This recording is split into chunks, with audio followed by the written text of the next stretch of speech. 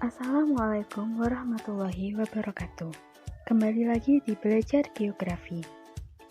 Pada video kali ini masih tentang materi geografi kelas 12, yaitu bab interpretasi peta dan pengolahan citra penginderaan jauh terkait jaringan transportasi dan tata guna lahan. Pada video pertemuan keempat ini, kita akan mempelajari tentang pengolahan citra penginderaan jauh terkait tata guna lahan.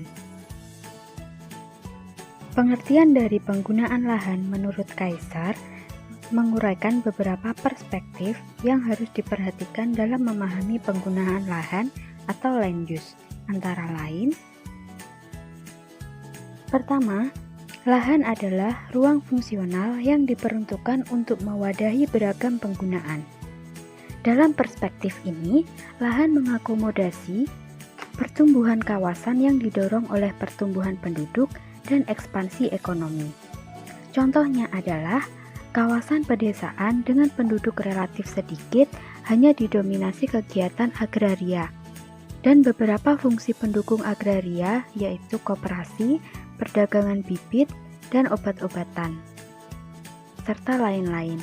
Serta fungsi pendukung pemukiman yaitu puskesmas, sekolah dasar sampai menengah, dan lain sebagainya.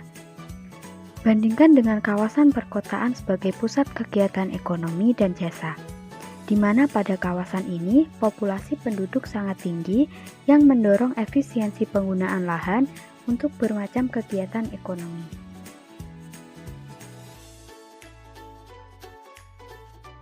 Kedua, konsep lahan sebagai setting dari sistem aktivitas. Adanya sistem aktivitas yang menggambarkan pola kegiatan penghuni kawasan dalam menjalankan urusan hariannya. Contohnya adalah, lahan dengan fungsi perumahan memiliki interaksi yang tinggi dengan lahan dengan fungsi pendidikan, kesehatan, perdagangan, dan fungsi jasa atau perkantoran.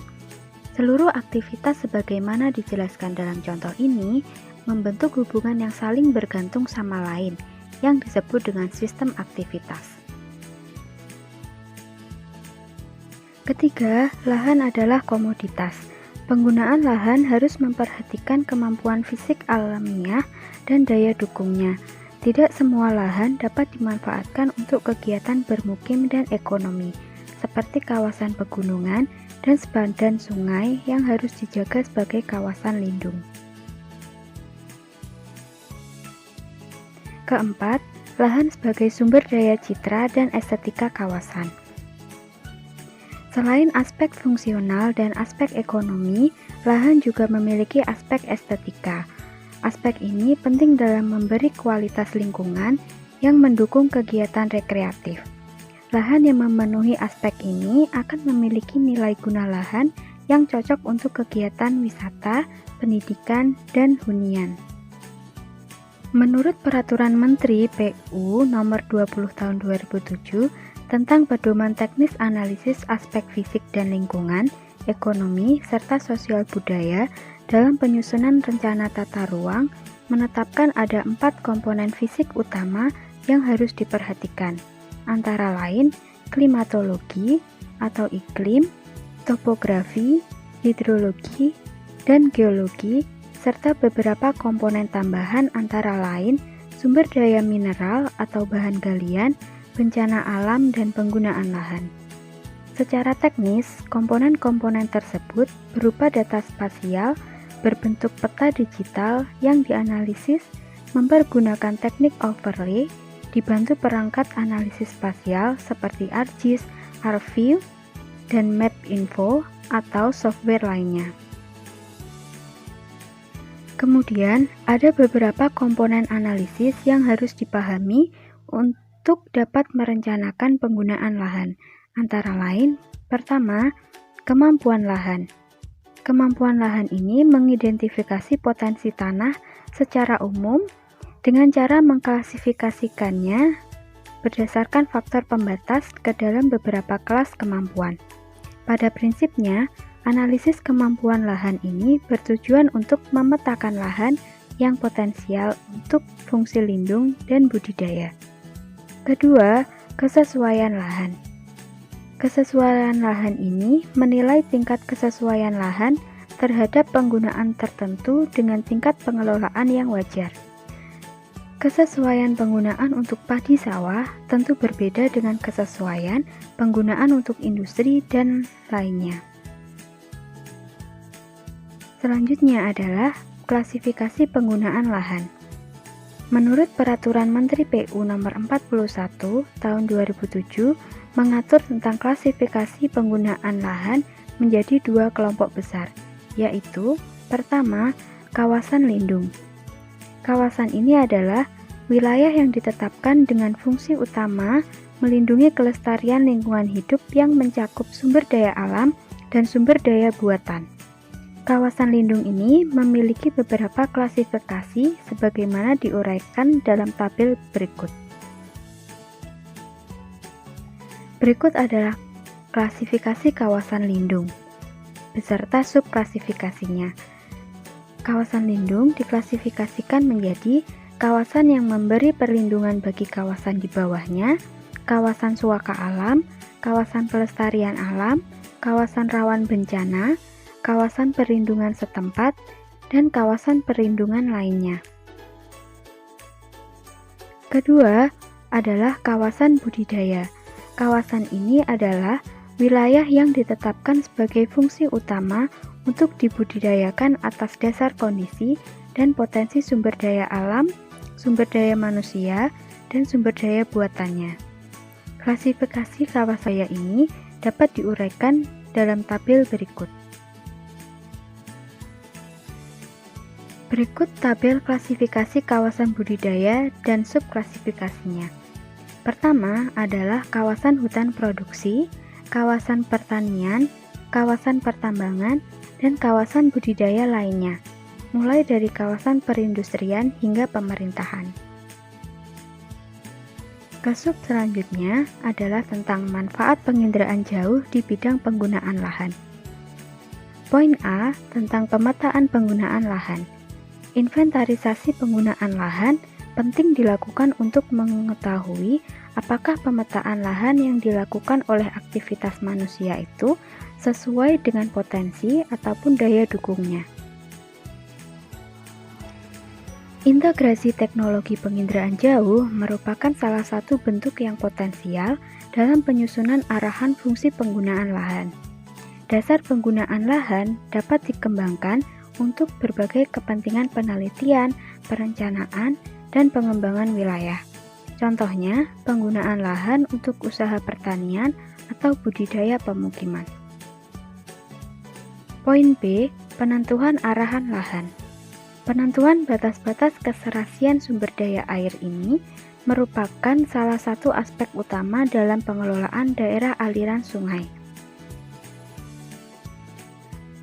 Sebagai bahan pertimbangan penyusunan konsep tata ruang kawasan, ketetapan penataan ruang didasarkan pada 3 faktor, yaitu lereng lapangan, jenis tanah menurut kepekaannya terhadap erosi, dan intensitas hujan harian yang bersangkutan.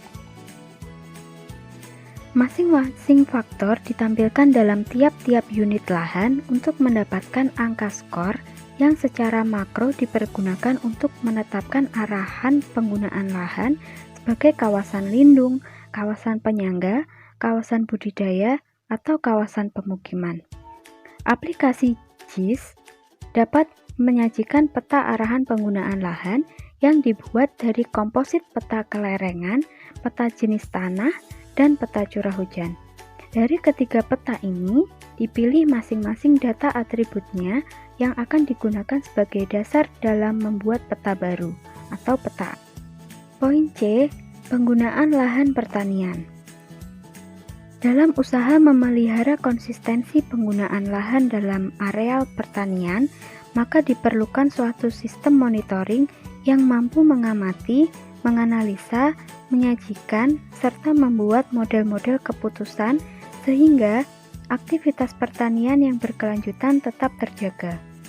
Teknologi penginderaan jauh ini merupakan salah satu teknologi pendekatan terintegrasi yang dapat memodelkan masalah-masalah pertanian kaitannya dengan usaha menjaga konsistensi penggunaan lahan atau monitoring, proteksi stabilitas lingkungan atau analisis degradasi lahan, dan identifikasi sumber air, dan analisa keruangan atau basis data spasial.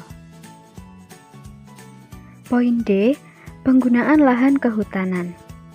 Pada bidang kehutanan berkenaan dengan pengelolaan hutan untuk kayu, masuk perencanaan pengambilan hasil kayu, pemantauan penebangan dan penghutanan kembali, pengelolaan dan pencacahan marga satwa, inventarisasi dan pemantauan sumber daya hutan, rekreasi, dan pengawasan kebakaran hutan. Kondisi fisik hutan sangat rentan terhadap bahaya kebakaran, maka penggunaan citra inframerah akan sangat membantu dalam penyediaan data dan informasi dalam rangka monitoring perubahan temperatur secara kontinu atau berkelanjutan dengan aspek geografis yang cukup memadai. Sehingga implementasi di lapangan dapat dilakukan dengan sangat mudah dan cepat. Poin E, penggunaan lahan perkebunan. Manfaat dari menggunakan GIS atau Sistem Informasi Geografi tergantung pada tingkat keberhasilan penerapannya untuk menyelesaikan. Teknologi efisiensi berarti meningkatkan produktivitas kerja, terutama lapangan pekerjaan yang paling mahal, membuat norma-norma untuk lapangan dan mempercepat proses pemetaan kebun, mengurangi volume lapangan, memperpendek waktu yang diperlukan untuk survei, dan mengurangi jumlah karyawan yang terlibat monitoring kebun.